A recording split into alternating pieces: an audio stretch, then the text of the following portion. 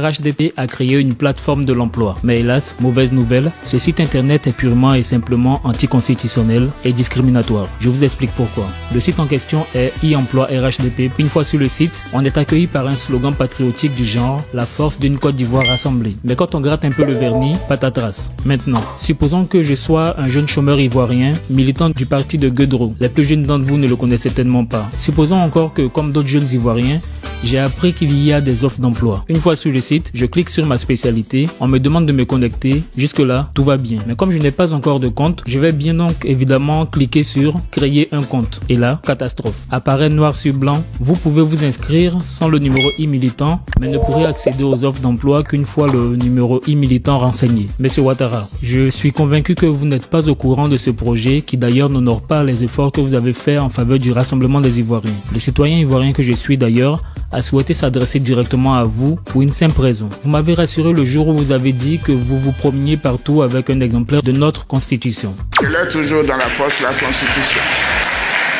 Et qui a proposé Constitution? C'est bien Alassane Ouattara pour la Troisième République. Donc qui peut se targuer de connaître cette Constitution mieux que moi? Vous et moi avons ça en commun, l'amour et le respect des lois que nous nous sommes nous-mêmes donnés. Mais venons-en au fait. Que dit notre Constitution vis-à-vis du site e-emploi RHDP? Article 14 de la Constitution de la Troisième République, version consolidée de 2020. Toute personne a le droit de choisir sa profession ou son emploi. L'accès aux emplois publics ou privés est égal pour tous en fonction des qualités et des compétences. Est interdite toute discrimination dans l'accès aux emplois ou dans leur exercice fondé sur le sexe, l'ethnie ou les opinions politiques religieuses ou philosophiques. Que retenir? La Constitution prévoit dans cet article que lorsque deux citoyens ivoiriens sont en compétition d'un point de vue professionnel, les seuls critères qui doivent être retenus sont leur qualité et leurs compétences, pas leurs opinions politiques ou religieuses. Mais pourquoi donc un jeune citoyen ivoirien militant au sein du COJEP, de Leader, du FPI, du PPACI ou du PDCI n'aurait-il pas droit à l'emploi sous prétexte de ses opinions politiques? Cet article est par ailleurs appuyé par l'article 4 qui mentionne « Tous les Ivoiriens naissent et demeurent libres et égaux en droit. Nul ne peut être privilégié ou discriminé en raison de sa race, de son ethnie,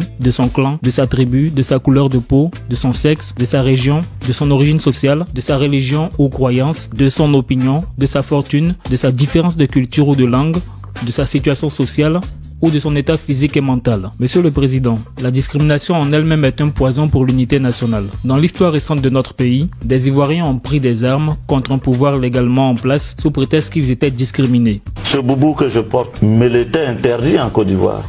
Résultat, cette contestation a débouché 9 ans plus tard sur une crise post-électorale ayant généré plus de 3000 morts. Monsieur le Président, selon l'article 54 de notre Constitution, vous êtes en tant que président de la République, chef de l'État. Vous incarnez l'unité nationale et veillez au respect de la Constitution. Au regard des articles 4 et 14 que j'ai lus plus haut, ce projet ne va pas dans le sens de l'unité nationale. Monsieur le Président, si en 2020 le peuple ivoirien vous a porté au pouvoir, vous et votre parti, le RHDP, avec un score record de 95,31%, c'est bien pour que vous puissiez apporter des solutions idoines aux problèmes de l'ensemble de la population ivoirienne. Pour rappel, le RHDP est le parti au pouvoir en Côte d'Ivoire. Un parti au pouvoir il agit dans les intérêts de l'ensemble du peuple. Un projet comme e-emploi RHDP va accentuer les clivages et sera contre-productif d'un point de vue électoraliste et va certainement susciter un esprit revanchard de la part de vos opposants si toutefois le pouvoir leur revenait. On le dit souvent, les mêmes causes produisent les mêmes effets. Mais dit-on.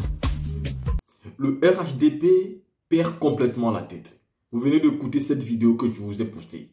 C'est grave de créer un site d'emploi selon eux et pourtant c'est plutôt un site où pour avoir un emploi, tu es obligé d'avoir un numéro de militant RHDP. C'est-à-dire, ce parti politique et ce parti au pouvoir ne savent jamais respecter la loi. À chaque fois où on lit les tests, on se rend compte que ces gens-là abusent des tests tout le temps. Pour eux, c'est devenu quelque chose de logique en fait. Ne pas violer les tests est anormal pour eux. Et violer les tests est normal chez eux aujourd'hui.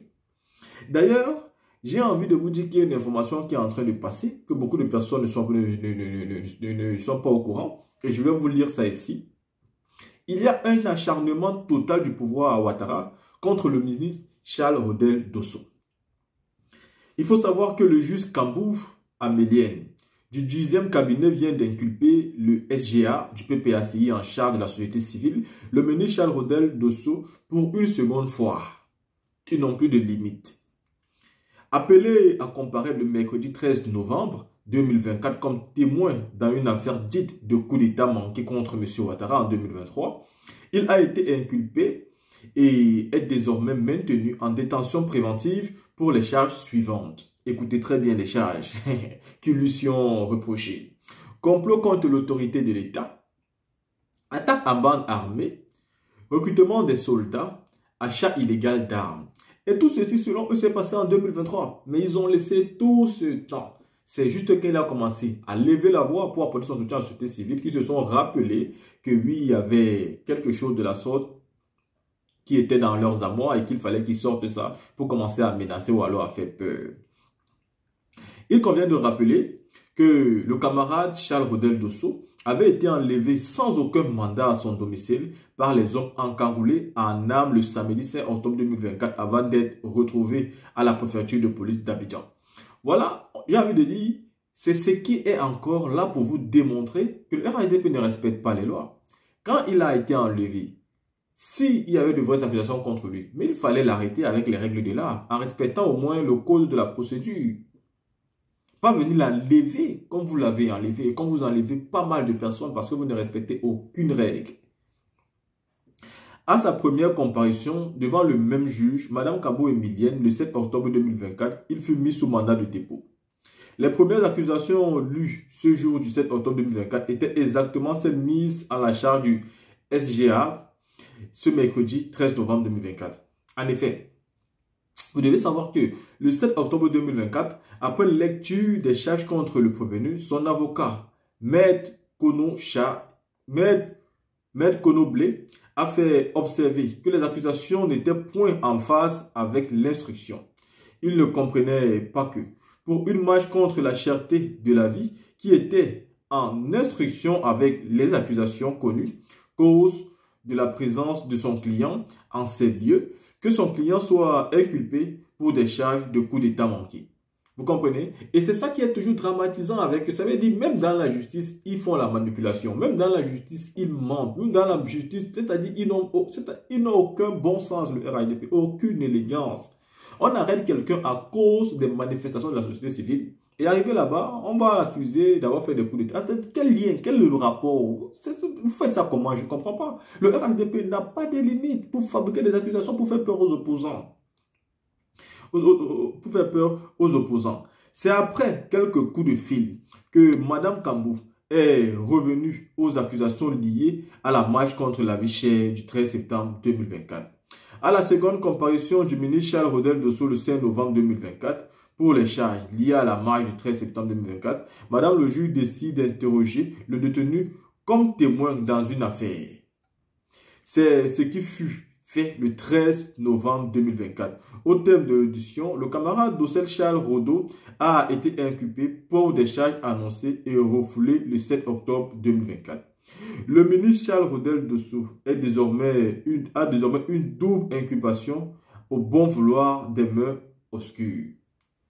Ce qui est plaisant dans cette affaire, tout ça, le concerné prend tout ceci avec joie. Il a l'assurance que son juge est terriblement au contrôle et que le jour n'est pas loin.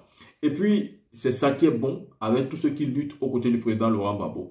Les arrêter ne va rien changer. Vous les avez tellement habitués à les arrêter. Mais la fin est proche. Et quand la fin arrivera, vous aussi vous irez en prison de la même façon. Il faut que ça soit clair. Les gens du RHDP doivent aller en prison comme ils font. En commençant par M. Alassane Ouattara, qui est, c'est-à-dire l'initiateur de tous ces désordres juridiques-là. Il fait du gros n'importe quoi avec la justice. Regardez comme il était parti prendre Steve Biko en Mauritanie. Regardez comment, c'est-à-dire il ne respecte aucune règle même d'éthique de monsieur.